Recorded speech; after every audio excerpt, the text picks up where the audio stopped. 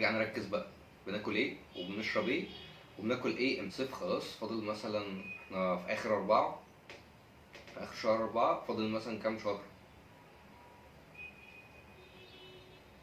3 شهور. فاضل 3 4 شهور ونبقى على الشط بكروشنا. فاكيد محتاجين نعمل حاجه مختلفه، اكيد محتاجين ناخد بالنا من الاكل بقى، نرجع ناخد بالنا من الاكل زي ما كنا بناخد قبل رمضان والعيد. دي اخر بسكوتايه عشان خلاص كده. بعد البسكوتايه دي هنرجع ما ناكلش اي حاجه تاني. دي الورقه اللي فيها كل حاجه في الدنيا. دي فيها هنوصل ازاي.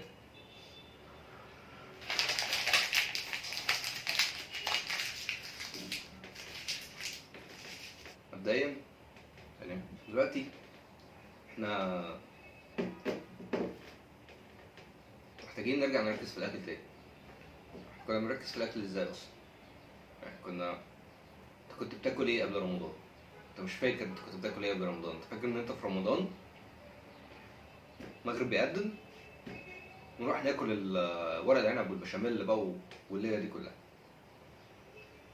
والعيد كلنا مطعمينا حلويات، الكحك والبسكوت بهدلوني. قبل رمضان طبيعي، وانا خسيت بالموضوع ده اصلا 5 كيلو لما بدات اجربه. في فكره كده بقالها فتره، هي مش جديده، فكره مش جديده خالص، بس هي حلوه جدا. الفكره عباره عن ايه؟ انا باخد البروتين بتاعي، انا باخد البروتين بتاع اليوم كله. وبعد كده تبدا اشوف انا هاكل ايه. يعني ايه؟ مثلا انا محتاج 150 جرام بروتين. صحيت كلت بيض، كده 30، كلت 5 بيضات، ادي كده 30 جرام بروتين. كلنا بعد كده هتاكل مثلا في الغداء، هتاكل صدر فرخة. صدر مثلا قول صدر 200 جرام، قول مثلا الصدر 200 جرام، ادي كده 60 جرام بروتين. اديك دخلت في 90 جرام بروتين في 3 حاجات بس، 3 وجبات ما اكلتش جنبهم اي حاجه تاني. جينا بالليل مثلا كلت شويه جبنه قريش. ال 100 جرام تقريبا كان فيهم بتاع 10 جرام بروتين تقريبا. فانت لو خدت لك ربع كيلو، ربع كيلو كتير. لو خدت لك مثلا 100 جرام جبنه قريش بالليل، ادي كده 100 جرام بروتين من غير ما تبدا مثلا تاكل حاجه جنب البروتين كمصدر بروتين اساسي.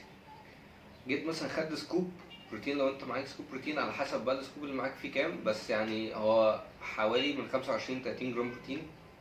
فديك دخلت في ال 130 جرام بروتين وانت تمام. كالوري بقى، يعني انت لو بصيت على اليوم ده الكالوري بتاعته قليله جدا. البيض لو انت مش هتاكل الصفار كله، لو هتاكل مثلا 3 صفارات من ال5 بيضات او صفارتين، انت بتلعب في حسبة 200 كالوري في دول بس، في البيض بس، او اقل كمان 200 كالوري. الفراخ هتبقى هي اللي كبيره شويه، قول ال 100 جرام، ال 100 جرام فراخ تقريبا 300 او 400 كالوري. ف 200 ادي كده 800 كالوري، وانت كنت اخد قبلهم 200، ادي 1000 ادي 1000 مقفول. ال 1000 دي انت مثلا لو انا عن نفسي محتاج 1800 في اليوم، فانا خدت 1000 كالوري وواخد تقريبا نص البروتين اللي انا محتاجه بتاع اليوم او اكتر كمان. خدت السكوب بتاعتي فيها 120 كالوري تقريبا ولا 130 كالوري، فهبل يعني، مش حوار. ده قد واحدة سنيكرز. السنيكرز ما فيهاش كالوري كتير برضه، عشان هي بقى شوكولاته وكل حاجه بس جميله، قمر، ما فيهاش كالوريز. بالنسبه ان انت بتاكل شوكولاته يعني ومكسرات والهبل ده كله، ففيها 130 كالوري، فده جامد فشخ. بالليل الجبنه القريش مثلا ال 100 جرام فيهم اقل من 100 كالوري، فيهم حاجه 90 كالوري، قول 100. فانت هتاكل 100 جرام ادي 100 كالوري يعتبر. انت كده كله 1200 وانت لسه ما اكلتش بقى، يعني مثلا ما اكلتش حاجه على مزاجك. يعني انت كل ده بروتين بيور. حطيت بقى شويه رز صغيرين كده جنب الفراخ، تمام. خرجت بالليل مع اصحابك وجابوا اكله صغيره، اكلتوا اي اكله، تمام. ده مش هيحصل كل يوم، ده الحلو بقى. انا مش كل يوم هبقى بخرج مع اصحابي بناكل، مش كل يوم هبقى عايز اكل رز، ومش كل يوم هبقى فاضي ان انا اعمل اكل تاني جنب البروتين ده. فهي اجمد حاجه فيها انت هتاخد البروتين بتاعك وكالوري قليله، مثلا اول يومين اكلت يومين ورا بعض تاكل البروتين بس، فانت كده داخلك في 1200 1300 كالوري. من ناحيه الكالوريز انت تمام، انت ممكن تكون اصلا كده قليل فشخ عن اللي انت محتاجه. جيت بقى الايام التانية خرجت مع اصحابك وكلتوا بقى بره، فانت ممكن مثلا حبيت تاكلك بيتزاية كلها. انت كالوريز كتير قوي في البيتزا، بروتين قليل جدا، بس انت قبل ما تاكل البيتزا انت واكل البروتين بتاعك مثلا تقريبا كله. لو انت بقالك فترة على الحوار ده فانت بقيت الاسبوع اصلا الكالوري بتاعتك قليلة جدا، جيت انت في اخر يوم في الاسبوع يعني كلت اضعاف الكالوريز اللي انت بتاكلها في الاسبوع ده، بس في الاخر الاسبوع نفسه كاسبوع كامل انت ما وصلتش او ما عدتش الاحتياج بتاعك قوي، انت عديته بحاجات بسيطه، فهو في الاخر برضه هتخس، الدهون هتقل برضه. هو بصراحه الموضوع مش صعب خالص، انت هتصحى هتاكل البروتين، هتاكل مثلا بيض، هتبدا يا عم افطر بالفراخ، يعني افطر بالفراخ، يعني ايا كان الترتيب بتاع الوجبات انت في الاخر كلت يعني هتوصل ان انت بتاكل بروتين اكتر بكتير من اي حاجه تاني. وركز بقى، يعني ركز كده هتلاقي اداك في الجيم كاوزان، عشان انت هتخس بسرعه شويه في الاول، اوزانك هتبقى بتقل سيكه مش قوي. يعني مثلا لو الماكس بتاعك في الديد ليفت اللي هو عدة واحده كان 150، هيبقى مثلا 140 100 حاجه و30 135 بالكتير قوي، مش هيقل عن كده. بس في نفس الوقت انت ارفع بكتير، فانت هي كنسبه انت تمام، نسبتك من نسبه الوزن اللي انت شايله ممكن تفضل زي ما هي، ممكن كمان تشيل اتقل من يعني النسبه تبقى احسن، ناحيه ان انت لو كنت انت 100 كيلو وكنت بتشيل 200 كيلو، فانت بقيت مثلا 90 كيلو وبتشيل 190 كيلو، فده اكتر من اللي انت كنت المفروض بتشيله. انت كنت بتشيل ضعف وزنك، دلوقتي بقيت بتشيل اكتر من ضعف وزنك ب 10 كيلو. انا مش بتكلم ان النظام ده احسن نظام في الدنيا، ومش بتكلم ان انت ما تعملش غير ده، هو الفكره ان انت لو هتثبت على ده، لو انت ده بالنسبه لك حاجه سهله، انا بالنسبه لي ده حاجه سهله جدا. انا ظبطت يومي وعارف انا باكل ايه كل يوم، فمش شاغل دماغي باي حاجه تاني تبع الاكل، عارف هاكل ايه وهاكل قد ايه منه، فانا تمام ما عنديش اي مشاكل. بس مثلا ما جيش في يوم انا ما كلتش اي حاجه من الحاجات بتاعتي دي وكلت بره طول اليوم، وكلت بقى مزبله كانت مدعكه بره، وارجع بالليل اكل كل ده تاني، انت مش هتقدر اصلا. ويعني لو قدرت تمام، بس ما قدرتش خلاص. بس دي مش تحصل كل يوم، فده حلو، انا بالنسبه لي ده كويس عشان انا عايز بحاول اخس، واحنا داخلين على الصيف كده كده، فانت برضو محتاج تخس او انت عايز تخس في الغالب.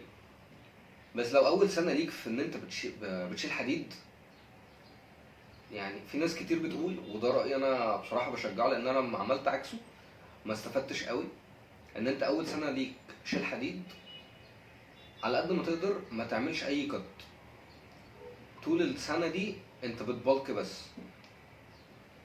مهما حسيت ان انت تخنت استنى شويه واتقل، هتاخد فعلا حاجه نظيفه، عشان اول سنه دي انت بتشيل فيها جسمك بيبقى اللي هو ايه اللي بيحصل ده، انا محتاج ازود العضلات بسرعه. فانت يعني لما تعمل كات بقى بعد السنه دي هيبقى اختلاف ابن لذين، هيبقى اختلاف جامد جدا، جامد غباء. حاول اول سنه ما تكتش فيها خالص. لو انت مش في اول سنه وانت بقالك فتره بتتمرن عايز تعمل كات، حاول تشوف اكل او طريقه اكل هتريحك. انا بالنسبه لي الطريقه دي مريحه جدا فانا ماشي عليها، وخسيت 5 كيلو اصلا. خسيت 5 كيلو في شهرين 3 مثلا.